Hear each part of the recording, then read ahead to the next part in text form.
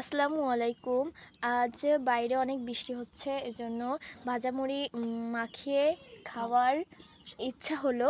তাই আমরা ভাজামুড়ি মাখানোর জন্য আসলে বাসায় ভাজামুড়ি ছিল না, এর জন্য দোকান থেকে ভাজামুড়ি কিনে নিয়ে এসে মাখালাম।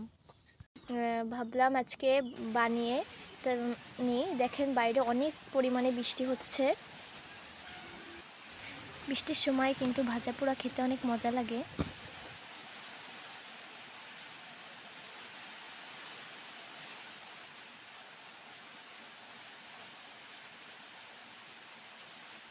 প্রথম দিকে তো বৃষ্টি হচ্ছিলই না, হঠাৎ এমন বৃষ্টি শুরু হয়েছে আর যেন থামারই নাম নেই।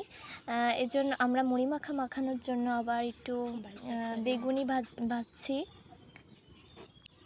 আবার দেখলাম গাছে একটা ছোট্ট বেগুন হয়েছে, তাই ভাবলাম এই বেগুনটা দিয়েই বেগুনি ভাজা যাক, তাই ভেজে নিচ্ছি। দেখুন বেগুনিটা দেখতে অনেক সুন্দরই হয়েছে। দেখুন বেগুনটা অনেক সুন্দর হয়েছে। এবার আমি পেঁয়াজ কেটে নিচ্ছি।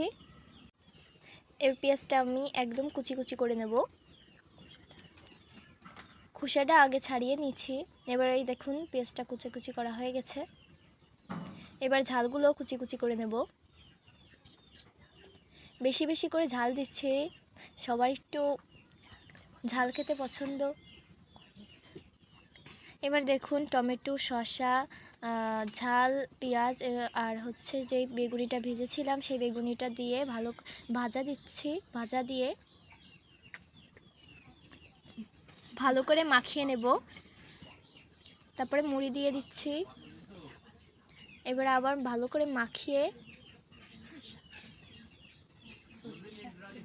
সরিষার তেল দিয়ে দেব। একটু বেশি করে সরিষার তেল দেব যাতে খেতে অনেক ভালো লাগে। আর আমার সরিষার তেলের ঝাঁজটা অনেক ভালো লাগে, এর জন্য একটু বেশি করেই প্রত্যেকবার মাখানোর সময় দিই। আমাদের বাসায় অনেক মেম্বার, এর জন্য বেশি করে মুড়ি দিয়ে মাখাচ্ছি যাতে সবার হয়ে যায়। আর দেখতেও অনেক সুন্দর হয়েছে মাশাআল্লাহ। খেতেও অনেক মজা হয়েছিল, একদম দোকানের মতো খেতে হয়েছিল। ভালো লাগলে একটা শেয়ার করে দেবেন। আমরা তো সেকেন্ডের মধ্যেই খেয়ে শেষ করে ফেলেছি। আল্লাহ হাফেজ।